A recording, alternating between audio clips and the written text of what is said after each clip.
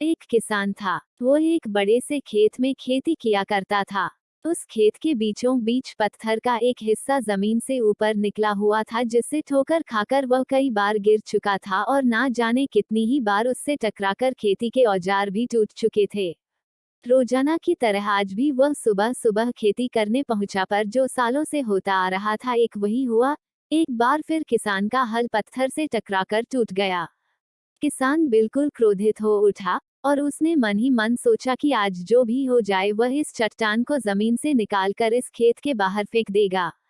वह तुरंत भागा और गांव से 4-5 लोगों को बुला लाया और सभी को लेकर वह उस पत्थर के पास पहुंचा।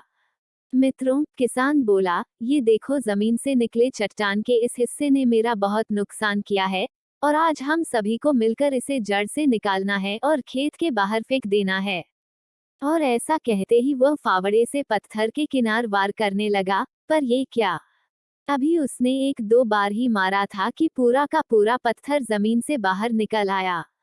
साथ खड़े लोग भी अचरज में पड़ गए और उन्हीं में से एक ने हंसते हुए पूछा, क्यों भाई, तुम तो कहते थे कि तुम्हारे खेत के बीच में एक बड़ी सी चट्टान दबी हुई है, पर ये तो एक मामूली सा पत्थर निकला।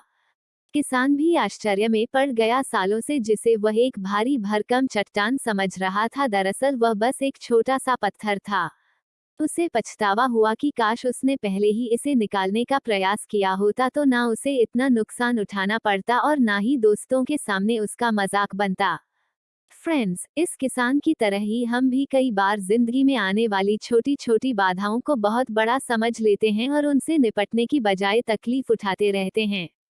जरूरत इस बात की है कि हम बिना समय गंवाए उन मुसीबतों से लड़ें, और जब हम ऐसा करेंगे तो कुछ ही समय में चट्टान सी दिखने वाली समस्या एक छोटे से पत्थर के समान दिखने लगेगी, जिसे हम आसानी से ठोकर मारकर आगे बढ़ सकते हैं।